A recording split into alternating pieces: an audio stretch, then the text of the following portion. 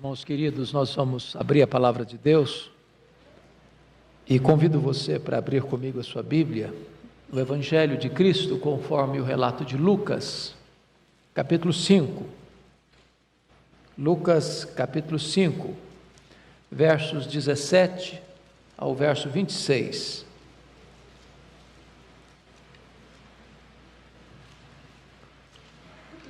Lucas 5, 17 a 26. A cura de um paralítico em Cafarnaum. Ora, aconteceu que num daqueles dias estava Jesus ensinando e achava-se ali assentados fariseus e mestres da lei, vindos de todas as aldeias da Galiléia, da Judéia e de Jerusalém, e o poder do Senhor estava com ele para curar. Vieram então uns homens trazendo em um leito um paralítico e procuravam introduzi-lo e pô-lo diante de Jesus. E não achando por onde introduzi-lo por causa da multidão, subindo ao eirado, o desceram no leito, por entre os ladrilhos, para o meio diante de Jesus. Vendo-lhes a fé, Jesus disse ao paralítico: Homem, estão perdoados os teus pecados. E os escribas e fariseus arrazoavam, dizendo: Quem é este que diz blasfêmias? Quem pode perdoar pecados senão Deus? Jesus, porém, conhecendo-lhes os pensamentos, disse-lhes: Que razoais em vosso coração? Qual é mais fácil dizer: Estão perdoados os teus pecados, ou levanta-te e anda? Mas para que saibais que o Filho do Homem tem sobre a terra autoridade para perdoar pecados, disse ao paralítico: Eu te ordeno, levanta-te, toma o teu leito e vai para casa. Imediatamente se levantou diante deles e, tomando o leito em que permanecera deitado, voltou para casa glorificando a Deus. Todos ficaram atônitos, davam glória a Deus. E possuídos de temor diziam: Hoje vimos prodígios. Amém. Amados, eu gostaria de pensar um pouco com vocês nesta manhã sobre o tema: Um milagre está a caminho. Um milagre está a caminho. Jesus estava em Cafarnaum, que era o seu quartel-general, de onde ele saía para suas viagens itinerantes, para pregar, para ensinar, para curar e para libertar. E somos informados, dentro do contexto, que as multidões procuravam Jesus. A agenda dele estava cada vez mais congestionada. Mas, diante da procura da multidão, Jesus se retira para um lugar solitário com o propósito de orar. O resultado desta agenda de oração está relatado aí no verso 17. E o poder do Senhor estava com ele para curar. E não obstante Jesus ser o Filho de Deus e ser um homem perfeito, sem qualquer vestígio de pecado, ele reconhecia que a oração era a fonte do poder, e ele agia no poder de Deus, e esse poder de Deus vinha sobre ele no seu ministério terreno, mediante a oração. Agora diz a Escritura que ele volta desta oração, volta para Cafarnaum, a sua cidade, a cidade que ele escolheu, a beira-mar, que era a rota por onde as caravanas passavam, e ele está numa casa, e as multidões são informadas ou sabem que ele está nessa casa, e elas fluem para aquele local, e as pessoas lotam a casa, e a porta da casa está congestionada também, uma multidão se posta ali, com o propósito de ouvir Jesus. Fariseus, mestres da lei, os escribas, vinham de todas as aldeias da Galiléia, da Judéia e de Jerusalém, estavam ali também. Quando de repente diz a Escritura que alguns homens E esse texto está relatado em Mateus 9, em Marcos capítulo 2 e aqui em Lucas 5. São 4 homens que compreendem uma coisa. Eles têm alguém, talvez amigo, nós não somos informados se era amigo, mas eles pegam este homem paralítico na sua cama, transportam este homem cidade afora para levá-lo a Jesus. E aqui está para mim o primeiro ponto que eu quero destacar. Um milagre está a caminho quando há pessoas comprometidas a levar outras e deixá-las aos pés de Jesus. E eu quero destacar 4 coisas aqui na vida desses 4 homens. Primeiramente, eles tiveram uma visão. Se você perceber comigo, versículo 18, vieram então uns homens trazendo em um leito um paralítico e procuravam introduzi-lo e pô-lo diante de Jesus. Esta era a visão deles. Eles não podiam fazer o milagre. Eles não podiam curar aquele homem. Eles não podiam resolver o problema daquele homem. Mas eles tinham uma visão. Se nós levarmos este homem e colocarmos este homem aos pés de Jesus, na presença de Jesus, Jesus tem poder para curá-lo. Irmãos, que lição preciosa. O mundo está em agonia, em desespero, ricos e pobres, empresários e empregados, doutores e analfabetos, grandes e pequenos, jovens e velhos. As pessoas estão aflitas, com seus dramas, com as suas angústias, com os seus pecados.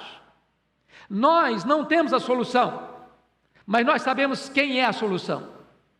O papel da igreja é o papel desses 4 homens, ter a visão de que se nós levarmos as pessoas desesperadas e aflitas, doentes da mente, das emoções, do corpo e da alma, e colocá-las na presença de Jesus, a saída para elas, a cura para elas, a perdão para elas, a libertação para elas. Precisamos ter essa visão. Na verdade, a visão determina a nossa maneira de viver. A visão determina a nossa maneira de agir. E eu então gostaria de ter o segundo ponto aqui que esses homens nos ensinam. Primeira visão. Segunda é determinação. Porque notem vocês que estas pessoas que estão levando esse paralítico na cama, rua fora, cidade afora, para a casa onde Jesus estava, ao chegarem lá, não tem aquela questão de fila prioritária. Hoje, se você vai a um banco ou a uma fila de check-in no aeroporto ou em qualquer outro tipo de atendimento, as pessoas idosas têm prioridade, as pessoas enfermas mais prioridade ainda, elas furam a fila, elas são colocadas à frente, mas lá não tinha essa lei ainda. E o que nos é informado é que mesmo naquele quadro, ninguém abriu alas, ninguém abriu caminho para que aquele homem paralítico fosse colocado na presença de Jesus. Talvez esses 4 pudessem dizer assim, olha, fizemos o que podíamos, fizemos tudo o que podíamos, fizemos o que estava ao nosso alcance, mas agora não é com a gente, não deu, vamos voltar.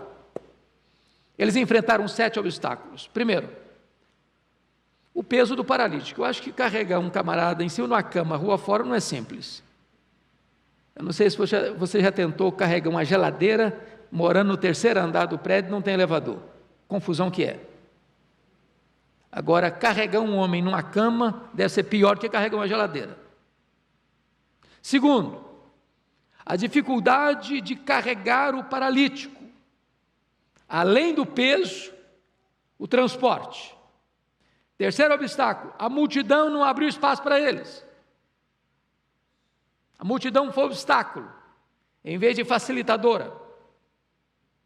Quarto, eles não acharam nenhum lugar, nem mesmo junto à porta, para que pelo menos os olhos de Jesus pudessem ser colocados no paralítico e o paralítico pudesse escutar Jesus. Quinto, notem vocês, eles subiram com o paralítico para o terraço, para o telhado. Como a Bíblia não diz. Mas não é simples você pegar um cidadão doente, paralítico, numa cama e transportá-lo até o terraço, até o telhado. Sexto, eles tiveram que destelhar a casa. Isso deve ter dado trabalho, isso deve ter mexido com alguma poeira. E sétimo, eles desceram o paralítico no muque, onde Jesus estava. Isso é determinação. Quantas vezes você, no processo de levar alguém e colocá-lo na presença de Jesus, ao enfrentar o primeiro obstáculo, você desiste, você recua?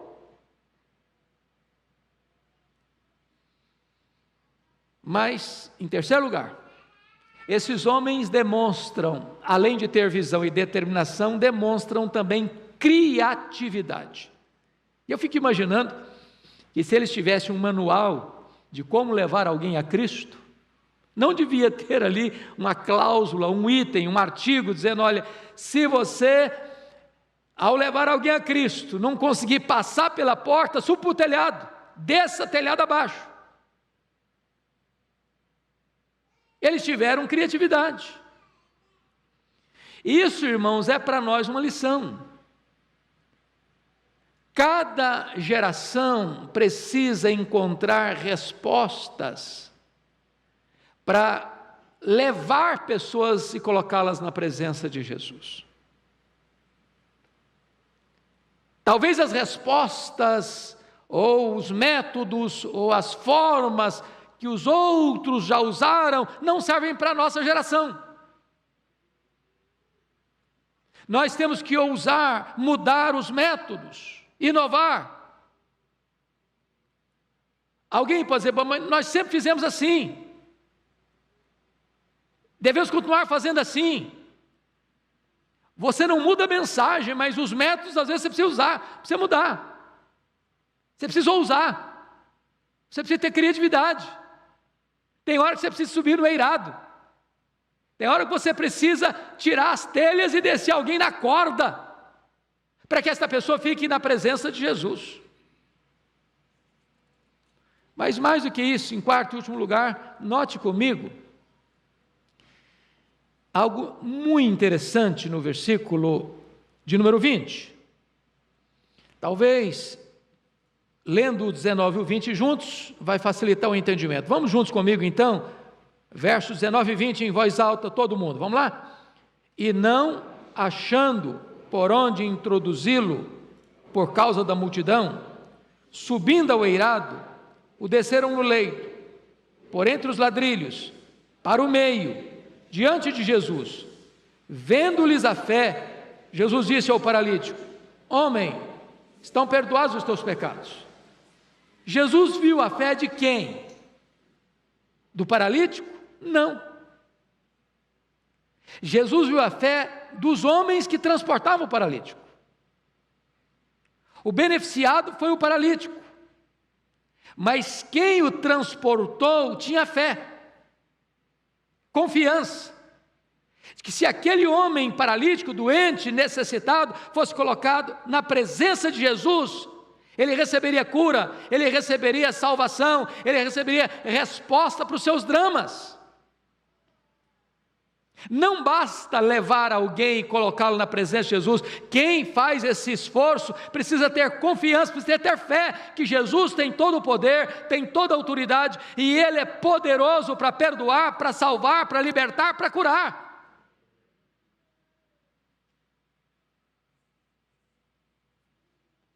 Eles não podiam fazer o milagre. Eles não podiam salvar aquele homem.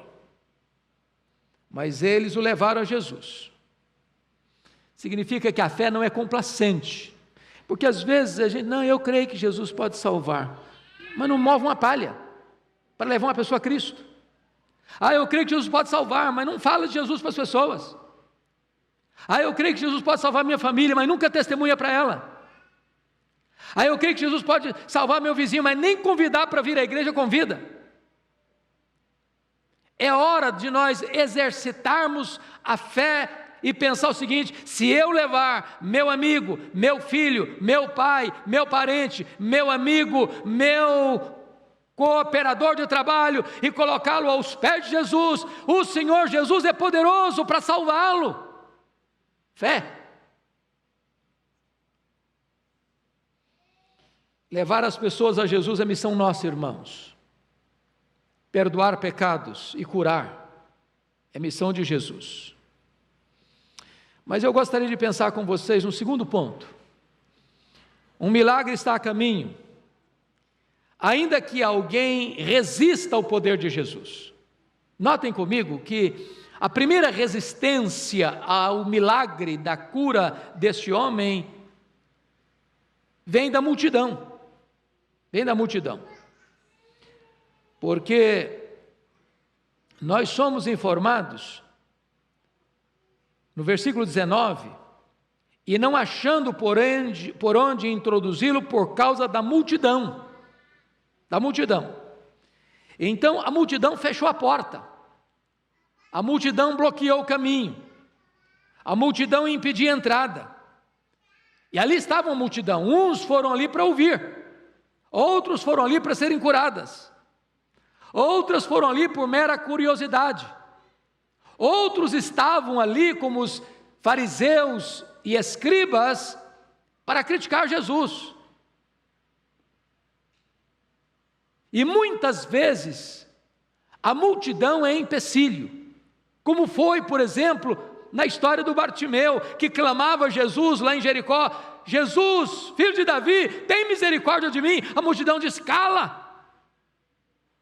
Ou como aconteceu com o Zaqueu, que era de pequena estatura e queria ver Jesus, e ele era exprimido, e ele era amassado pela multidão, e teve que subir a um sicômoro para ver Jesus. Ainda hoje a multidão pode ser um empecilho. Mas em segundo lugar, segundo empecilho que esse homem teve foram os escribas, os fariseus, os doutores da lei. Eles estavam ali também, mas não estavam ali para ouvir Jesus, no sentido de ir para aprender de Jesus. Eles vinham da Galiléia, eles vinham da Judéia, eles vinham de Jerusalém, e eles eram uma espécie de guardiões da ortodoxia judaica. Mas eles estavam intrigados com Jesus, primeiro por ciúmes, segundo, porque Jesus quebrou alguns protocolos e paradigmas das suas crenças, sobretudo na observância do sábado. E eles estavam ali para tentar pegar Jesus no contrapé. E é curioso que quando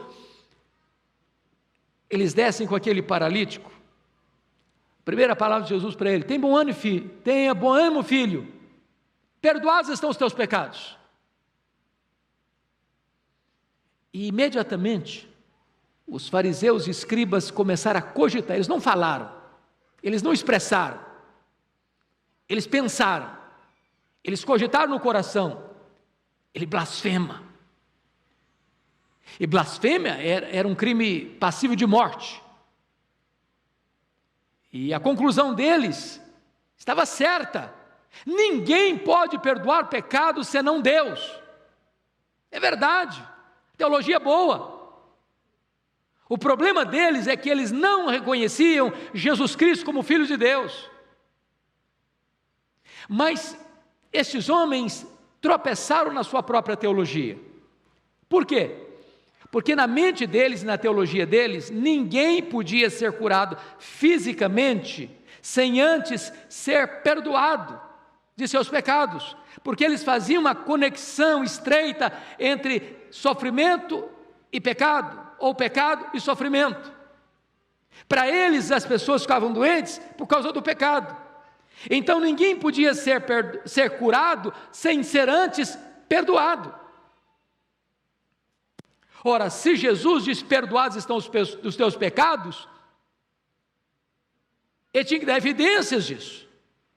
E qual era a evidência? Não, se você está falando que você tem poder de perdoar pecado, quer ver se você cura agora. Então Jesus Cristo perguntou: o que é mais fácil dizer, perdoados estão os pecados, ou dizer para esse homem: levanta, toma o teu leito e vai para casa? E ele então responde a esses fariseus: para que saibais que o Filho do Homem tem autoridade sobre a terra de perdoar pecados, eu te digo ao paralítico. Agora ele diz: toma teu leito, levanta e vai para casa. E o homem imediatamente se levantou, o paralítico se levantou, seus músculos se fortaleceram, os seus ossos se enrijeceram, o seu ânimo se fortaleceu, e ele pegou o leito e foi para casa. E então Jesus quebra esses críticos, mostrando para eles que ele não apenas tinha poder para curar, mas ele era o próprio Filho de Deus, poderoso também para perdoar pecados. Talvez hoje, irmãos, nós não temos nenhuma dificuldade, contrária dos escribas e fariseus, de crer que Jesus tem poder para perdoar pecados. Talvez a nossa maior dificuldade hoje é crer que Jesus tem poder para curar. E nós cantamos aqui hoje que o nosso Deus é o mesmo. Ele não mudou. Ele tem o mesmo poder, ele tem a mesma autoridade. Autoridade para perdoar pecados, autoridade para curar os enfermos, autoridade para libertar os cativos. E este Jesus está aqui hoje. E ele é poderoso para fazer um milagre também na sua vida. Mas há uma terceira verdade que esse texto nos mostra. Um milagre está a caminho quando as nossas misérias são colocadas diante do misericordioso Jesus. Eu destaco 3 coisas aqui. Primeiro, esse homem foi cativo e voltou livre. Para esse homem ser levado a Jesus, foi preciso que alguém o carregasse na sua cama, transportando pela cidade afora, subindo com ele para o eirado, descendo talvez com cordas onde Jesus estava. Há muitas pessoas, meus amados, que jamais irão a Jesus, a não ser que você as leve. Elas estão cativas. Mas se você as levar e colocá-las na presença de Jesus, elas irão cativas e elas voltarão livres. Livres. Livres de seus medos, livres de seus pecados, livres de seus traumas, livres de seus recalques e complexos, livres emocional e espiritualmente. Segundo lugar, este homem foi carregado e voltou carregando. Ele foi em cima de uma cama e agora ele carrega a cama. Talvez até hoje você que está aqui, você que está nos assistindo, tem sido carregado. Você não tem forças para andar sozinho. Você não tem coragem de andar sozinho. Você não tem pernas para andar sozinho. Você não tem saúde física, emocional, espiritual para andar sozinho. Mas se hoje você se colocar na presença de Jesus, você vai ter não só forças, mas você vai sair carregando o seu leito, livre, curado, perdoado. Terceiro, ele foi buscar uma bênção e recebeu 2 bênçãos. Fundamentalmente, ao olhar para o texto, a impressão que nós temos é que aqueles amigos tinham uma intenção, é que aquele homem fosse curado da sua paralisia. Talvez seus músculos atrofiados, quem sabe as suas pernas afinadas pelo tempo em que estava deitado, quem sabe com feridas no seu corpo. Eles queriam que aquele homem tivesse alívio do seu sofrimento físico.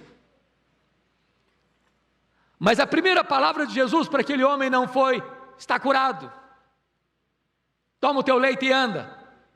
A primeira palavra de Jesus foi uma palavra espiritual: filho, tem bom ânimo, os teus pecados estão perdoados. Irmãos, a maior tragédia do homem não é Covid-19, não é pandemia, não é crise econômica, não é crise internacional. O maior problema da raça humana, do ser humano, do homem, da mulher, do jovem, da criança, do homem idoso, é o pecado. O pecado é a maior tragédia. O pecado é a maior ruína. O pecado é pior do que a doença, o pecado é pior do que a pobreza, o pecado é pior do que a morte. A maior necessidade nossa não é de cura física, é de perdão.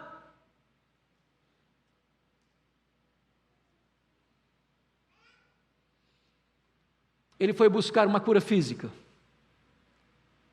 E ele recebe primeiro a cura espiritual e também a cura física.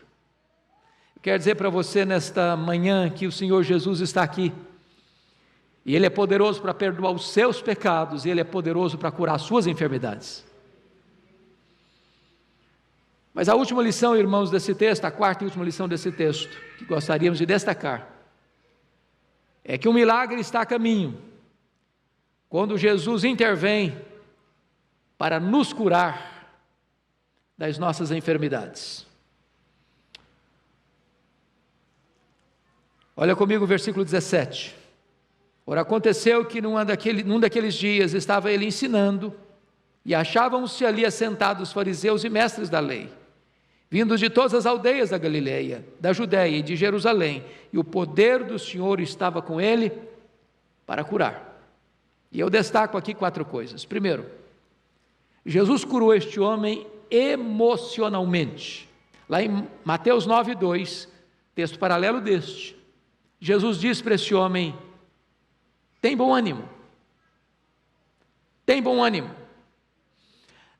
Jesus nunca falou algo como clichê, como jargão.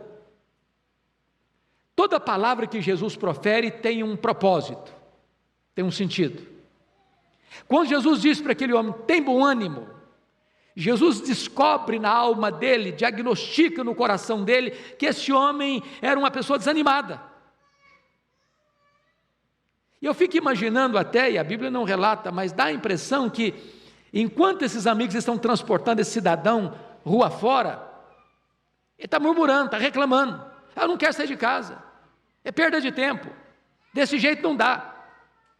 Quando chegam na porta e a multidão está lá, talvez esse homem diz: não, vamos voltar, não tem jeito, não vão insistir, não, vamos embora, não dá, é complicado demais, eu quero voltar. Talvez quando começar a subir com ele: não, eu não quero ser ressuscitado, eu preciso ser curado, não dá, não, é muito difícil, é um cara desanimado. Você conhece gente desanimada? Tudo ele tem uma palavra negativa. Não vai dar certo, não vai funcionar, desse jeito não vai. Outras pessoas já tentaram, não conseguiram, é muito problema, é muita luta, é muita dificuldade, vou desistir, não vai dar certo. A primeira palavra de Jesus para ele foi essa: rapaz, levanta o ânimo, larga a mão desse pessimismo, larga a mão desse desânimo seu, crônico, tem bom ânimo. Você está precisando ser curado hoje desse falta de ânimo que você tem? Para enfrentar a vida, para enfrentar os desafios, para levantar a cabeça, para ser otimista, para crer que Deus está no controle, para não recuar. A segunda cura que Jesus opera nesse homem, a primeira é emocional, a segunda é uma cura psicológica. Mateus 9:2 diz que Jesus diz assim para ele: filho, tem bom ânimo. Por que Jesus chamou esse homem de filho? Amados irmãos, uma pessoa naquela época, quando estava enferma, via de regra, ela não tinha perspectiva, ela era abandonada, ela era esquecida. Vocês se lembram lá do paralítico de Betesda, que estava há 38 anos lá, até a família tinha desistido. Quando Jesus perguntou: queres ser curado? Ele disse: o problema não é você querer ser curado, não tem ninguém, estou aqui jogado às traças, ninguém se importa mais comigo. Tem muita gente hoje, irmãos, que tem a sua vida psicológica, emocional amassada. complexo de inferioridade, autoestima lá no chão, que se sente um zero à esquerda,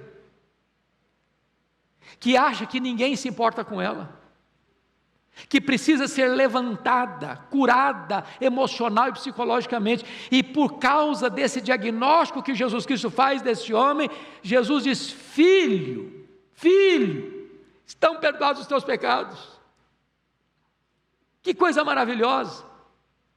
É que apesar das nossas doenças, apesar das nossas fraquezas, apesar dos nossos complexos, apesar da nossa autoestima lá no chão, Jesus nos valoriza. Para Ele nós temos valor, para Ele nós não somos o número de uma doença, para Ele nós temos nome, para Ele nós temos valor. Ele nos chama de filhos.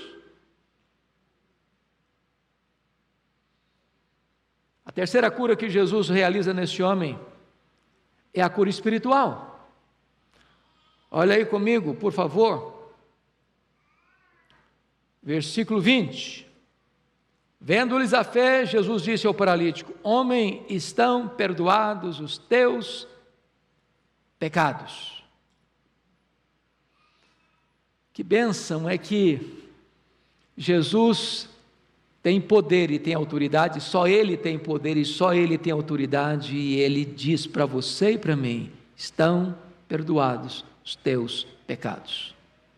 Não importa quanto tempo você está pecando, não importa quão grave seja o seu pecado, não importa quão longe você tenha ido, não importa quão profundamente você tenha caído, não importa quão amarrado você esteja, não importa quão grave é esse pecado, não importa quão sujo é esse pecado, não importa quão feio é esse pecado, não importa quantas consequências esse pecado já produziu na sua vida, na sua família e nos seus amigos. Hoje Jesus está aqui e Ele é poderoso para perdoar os seus pecados.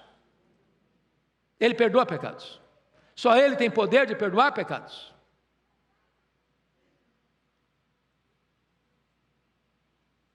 Certamente, o pecado é a doença mais grave que atinge a nossa vida. Porque uma enfermidade física pode nos levar à morte física, mas o pecado pode levar à morte eterna. O pecado não perdoado é o maior amigo de Satanás. O pecado não perdoado é o pior inimigo do homem. Só Jesus tem poder de perdoar pecados. Mas em quarto e último lugar, este homem, depois de ser curado emocionalmente, psicologicamente, espiritualmente, em quarto lugar, este homem foi curado fisicamente. Olha comigo o verso de número 24. Mas para que saibais que o Filho do Homem tem sobre a terra autoridade para perdoar pecados, disse ao paralítico: eu te ordeno, levanta-te, toma o teu leito e vai para casa. A cura foi imediata, a cura foi completa, a cura foi perfeita.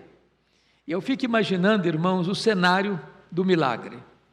Porque um homem paralítico, ele não só precisa ser curado, mas depois de curado, precisaria de várias sessões de fisioterapia para poder andar. Os músculos estão atrofiados. O corpo está todo encarquilhado. Mas quando Jesus faz, Ele não faz pela metade, Ele faz completo. E se existe uma verdade que nós cremos, e nós oramos aqui hoje por enfermos, né? Pastor Arival citou o nome do pastor José João de Mesquita, de Manaus, citou o presbítero Wellington, lá da igreja de Mata da Praia, em Vitória. Estamos orando pelo querido reverendo Jonas Uski, em Limeira, e muitos outros servos de Deus, amigos, irmãos preciosos. E nós cremos que Jesus é poderoso para levantar do leito o enfermo. Nós cremos que a última palavra não é da ciência, a última palavra não é da medicina, a última palavra é de Jesus. Se Ele quiser, Ele pode. Se Ele quiser, Ele tem poder. Por isso nós devemos orar, e nós devemos levar as pessoas e colocá-las aos pés de Jesus. Talvez alguns fisicamente, outros espiritualmente por meio da intercessão, colocá-las aos pés do Senhor Jesus. A conclusão desse texto, irmãos, está no verso de número 26. Eu peço que você leia em voz alta comigo. Vamos juntos? Todos ficaram atônitos, davam glória a Deus e, possuídos de temor, diziam: hoje vimos prodígios. Quem vai a Jesus fica atônito com o seu poder. Quem vê os milagres de Jesus glorifica a Deus. Quem é testemunha dos milagres de Jesus pode dizer: hoje vimos prodígios. Que esses prodígios aconteçam aqui e na vida de todos aqueles que nos acompanham pela internet. Que Deus nos ajude. Amém.